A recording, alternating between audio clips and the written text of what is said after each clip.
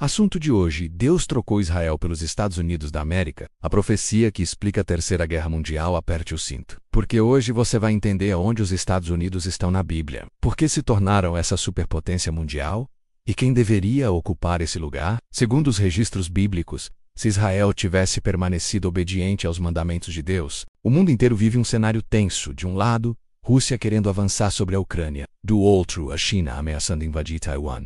A Coreia do Norte vive provocando a Coreia do Sul. E no Oriente Médio, Israel e Irã estão numa linha tênue entre a paz e uma guerra de proporções globais. E sabe quem está no centro de tudo isso? Os Estados Unidos, o país que parece ter nas mãos o poder de começar ou de evitar uma terceira guerra mundial. Mas a pergunta que não quer calar é: por que os Estados Unidos têm tanto poder? E onde eles aparecem nas profecias bíblicas? Para entender isso, precisamos voltar no tempo. Lá na época de Moisés, quando Deus tirou o povo de Israel da escravidão no Egito, Deus fez uma aliança com Israel. Se o povo fosse obediente, seria cabeça e não cauda.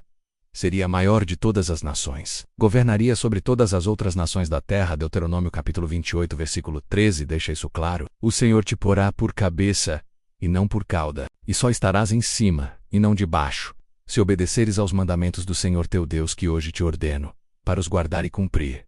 Mas Israel desobedeceu, adorou outros deuses, se misturou com práticas pagãs e quebrou a aliança com Deus, e a promessa de ser a maior nação passou a outro povo. Agora presta atenção. Para você entender melhor, deixa eu te fazer uma comparação bem simples, prática e do nosso dia a dia.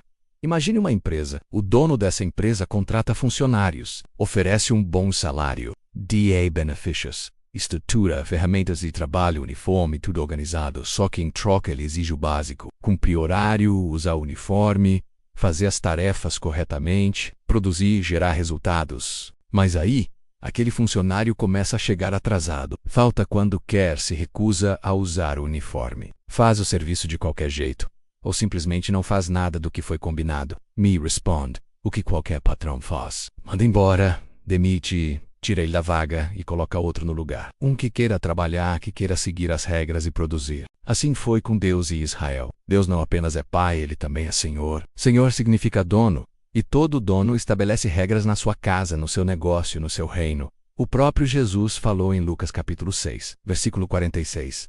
Por que me chamais Senhor, Senhor, e não fazeis o que eu vos mando? Deus fez um contrato espiritual com Israel. Deixou tudo muito claro. Se obedecerem, serão cabeça. Se desobedecerem, serão cauda. Israel tinha horário, tinha uniforme espiritual, tinha missão.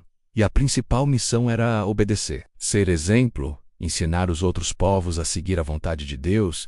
Mas eles quebraram o contrato. Foram negligentes, rebeldes, como aquele funcionário que não quer trabalhar, mas quer salário. Quer os benefícios, mas não quer fazer sua parte. Deus, sendo justo, simplesmente fez o que qualquer patrão faz. Tirou a vaga deles e deu para outro. Para quem estava disposto a trabalhar, a se organizar, a se multiplicar, a expandir e dominar. E esse povo, segundo muitas linhas de interpretação bíblica, são os descendentes das tribos de José, filho do Jaco, também chamado de Israel. Essa bênção está lá em Gênesis capítulo 49, versículos 22 ao 26. José é um ramo frutífero junto à fonte, cujos ramos se estendem sobre o muro. Isso significa uma nação que nasceria fora de sua terra de origem, que se expandiria sobre os mares. Ficaria rica, poderosa e influente em todo o mundo. E quem observa a história vê exatamente isso. Os Estados Unidos surgiram de uma migração. Pessoas que fugiam da perseguição religiosa na Europa e se estabeleceram em uma nova terra. Se tornaram uma nação rica, forte e com influência global em todos os continentes. Por isso os Estados Unidos assumiram esse papel de cabeça das nações. Não porque Deus escolheu eles diretamente,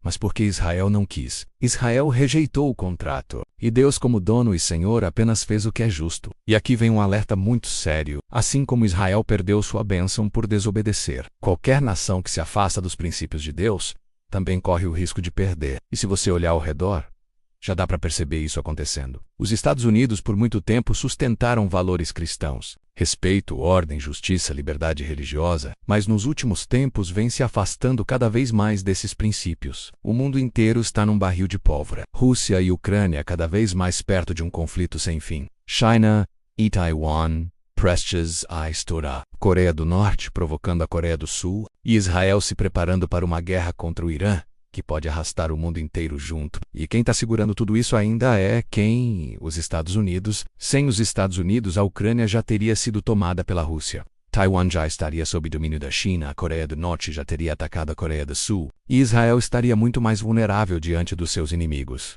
Mas, até quando? Porque as Escrituras alertam que no fim dos tempos, todas as nações se reunirão contra Israel. Zacarias capítulo 12, versículo 3 diz assim: Naquele dia farei de Jerusalém uma pedra pesada para todos os povos. Todos os que a levantarem se ferirão gravemente, e todas as nações da terra se reunirão contra ela. Ou seja, até os Estados Unidos, que hoje são aliados de Israel, um dia podem virar as costas. E quando isso acontecer, será o sinal claro de que estamos às portas da maior guerra que o mundo já viu.